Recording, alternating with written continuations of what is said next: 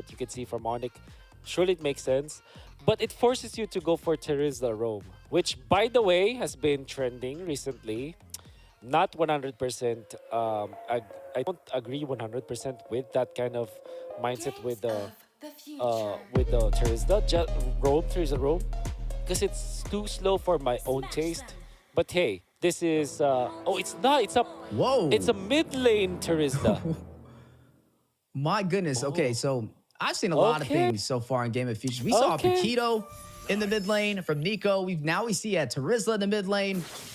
What is going on? The XP laners, the fighters are taking over in that mage position. Rosa showcasing his hero pool. But, you know, I'm kind of questionable about it. And I'm not going to lie to you because we mentioned in game number 1, they really had a hard time when they were trying to get too creative with the draft on that Lunox jungle. And now, still going to go something a little bit not traditional, unorthodox, pick up the Terizla in the mid lane position. I hope they can perform well on it because Onic is not one of those teams that you can easily pull off these type of drafts against.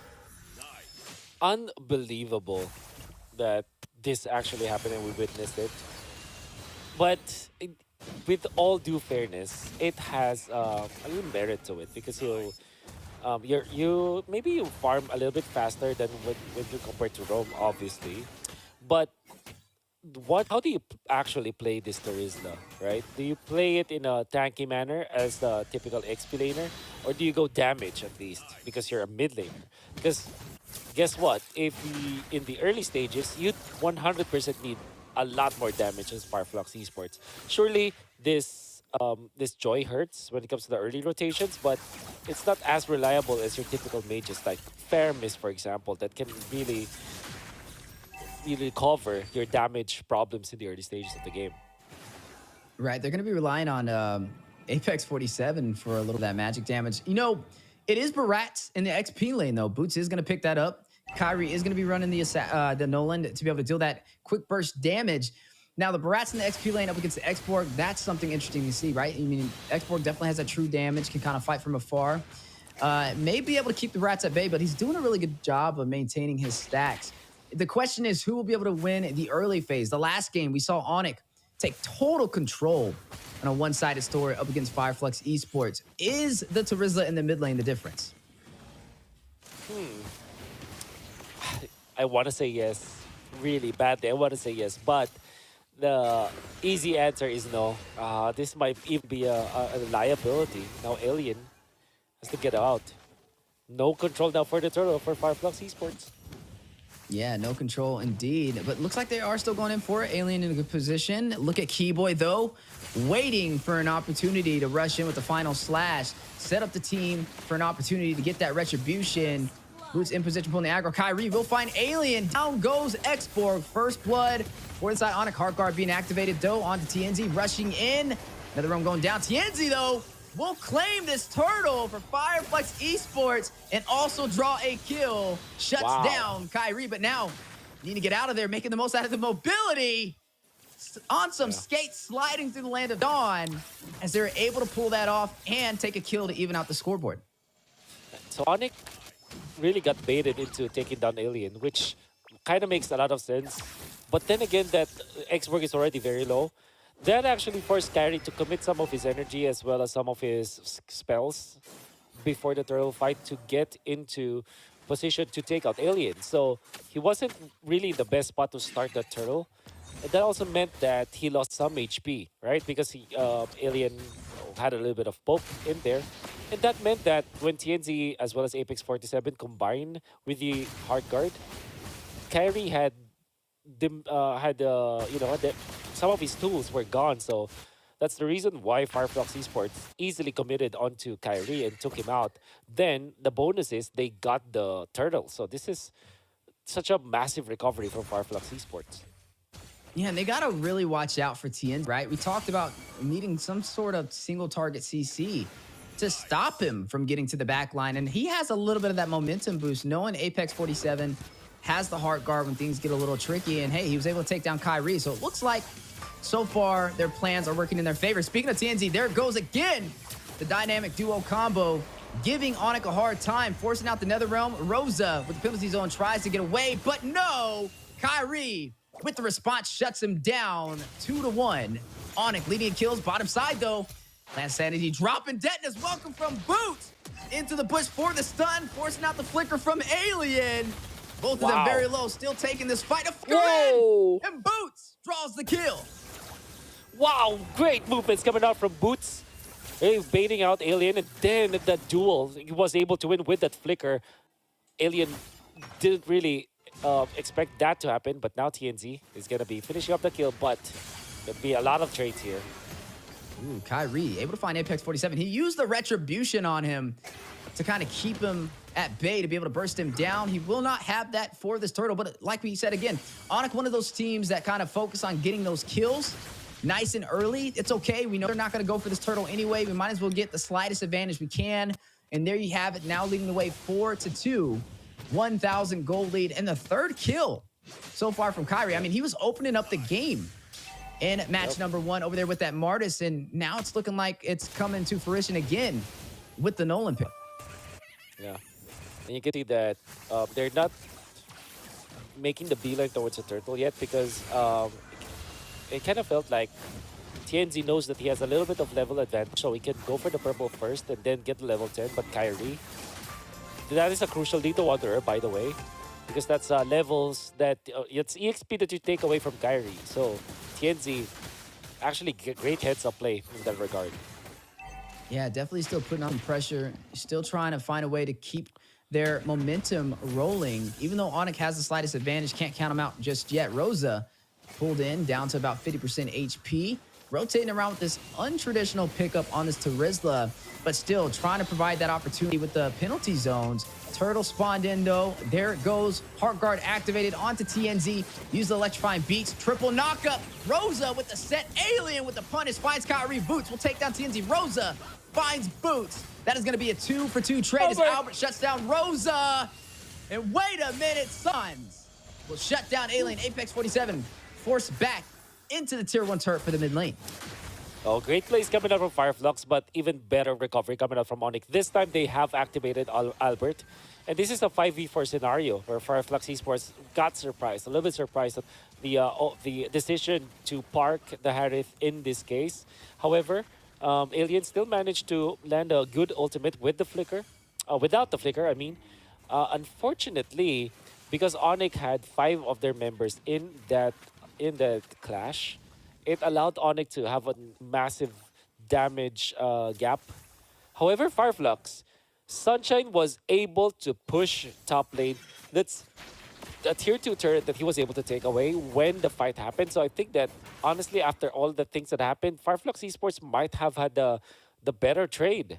Even when they're not leading when it comes to the gold right now, I think that specific trade, you are very happy if you're Fireflux Esports.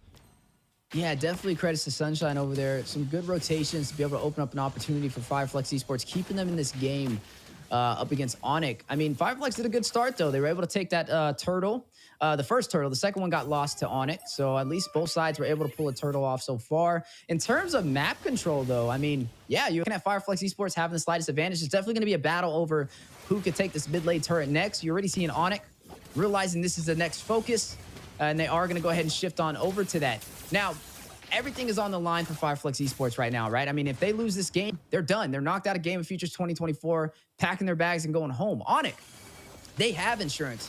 They know if we lose this, hey, we're going through to Game 3, baby, so no need to worry. But Fireflux Esports, a lot of pressure on their side, and you can definitely tell they're giving it their all and playing a little bit more calculated this time around. Speaking of calculation, another one going down. TNZ's going to find Kyrie. Big play for Fireflux Esports, but the response back from Onic. Last standing from Alien for some massive AoE damage. Albert will find Sunshine. TNZ trying to get away. Heart Guard activated, keeping him alive. Keyboard in the chase, but now the response back. The stun from Apex 47. The counterplay from TNZ. Maybe able to get him. Shuts down Keyboy. Albert responds back, taking down TNZ. Rosa trying to make his way back into the mid lane. Albert and Boots on the chase. Will drop down. The Zaman Force and Albert will take down Rosa. Last Insanity, though. The punish back.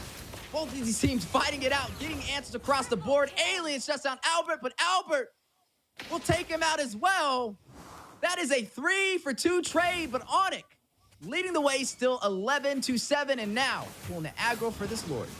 Oh my God, Onic, what a good exchange for both teams. In fact, like it's a showcase of skills. TNC overheating and trying to punish Keyboy, but Keyboy, good communication between Keyboy as well as Albert. Keyboy did not move, so that TNC will also be pinned into that spot, and he kind of survived for a little bit. That is Arlott anyways with a lot of spell vamps, so that's why he had a little bit of staying power.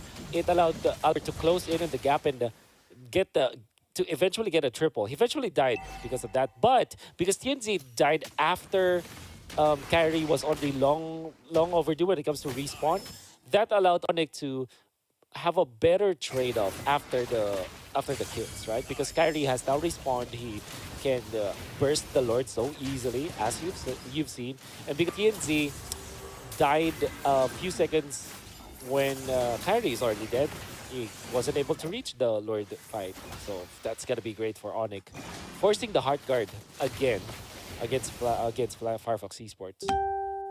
Yeah, and a good play too, right? I mean, they noticed a little bit of that focus from Apex 47 onto TNZ, forces out the hard guard, opens up the opportunity to take that turret on the top side, and the turret. So that's gonna be great for Onic, forcing the Heart Guard again against Firefox Esports. Yeah, and a good play too, right? I mean, they noticed a little bit of that focus from Apex 47 onto TNZ, forces out the hard guard, opens up the opportunity to take that turret on the top side, and the turret for the mid lane defense though. Rosa with the full sin dive, with penalty zone hit with Detna's welcome boots. Gets the stun on the wall, Zama Force drops down. Albert trying to find his 6th kill of the game, highest kills in the game so far for Onic, as they open up this map even more in their favor, leading by 1 turret and also up by 3,000 gold. Yeah, good pressure coming out from Onic, but definitely great defense from a decent defense coming up from Fireflux Esports. They're not losing some of their members, but they are trailing behind when it comes to the goal. TNC wants to fight this. Looks like they want to take the fight, but can they pull it off? Last Sanity going down. Alien does not have the Faraga armor, needs to get out of there. Chunked very low.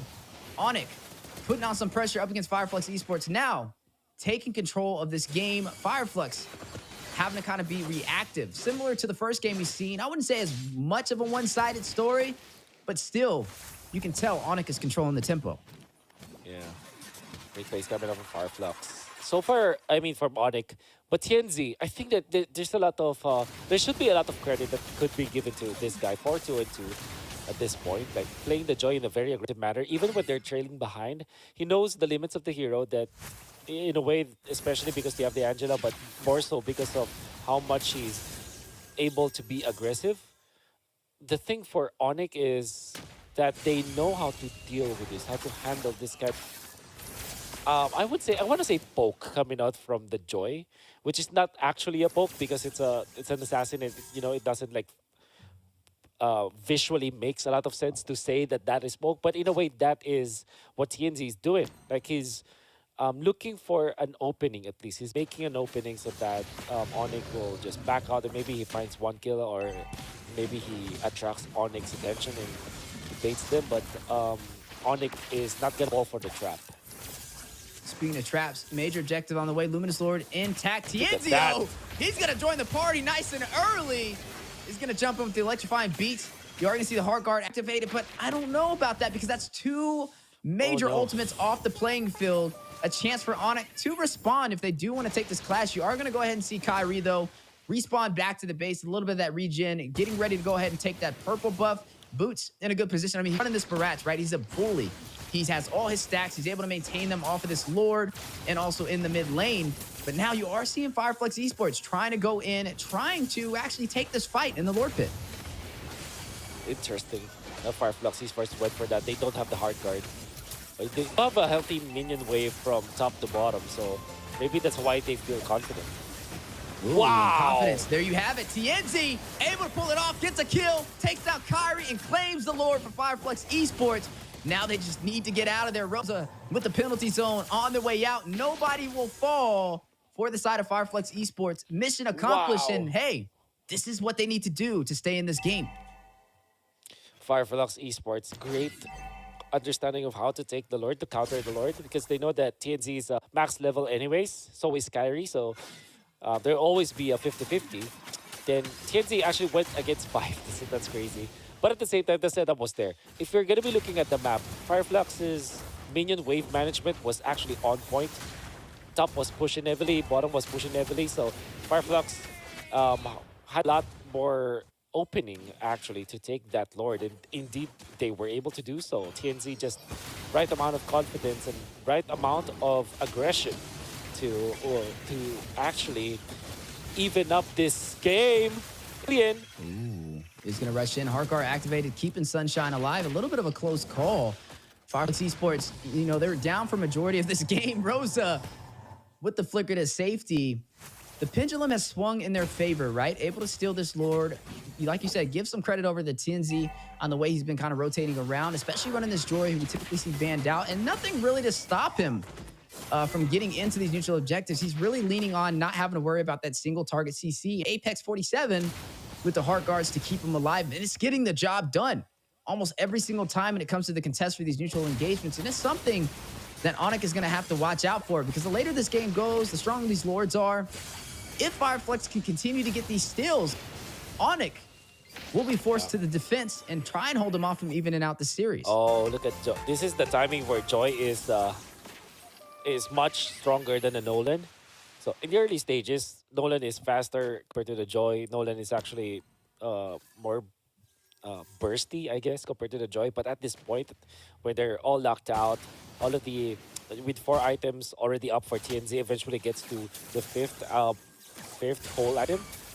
That Joy is gonna hurt, right? So it definitely, when it comes to 1v1, Kyrie will not survive that. There's no, you don't want to go Winter Truncheon if you're the Nolan. Not even the Immortality, right? So you want to go all out damage. There's no way for you to stop the Angela Joy combo. So Fireflux Esports are really showcasing how good their composition is. However, Onic still is winning when it comes to the economy.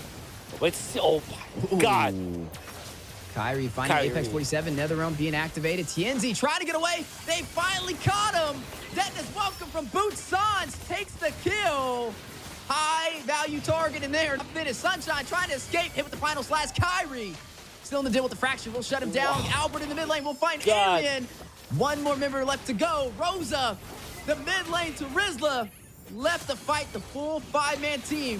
What time is it? What time is it, Wolf?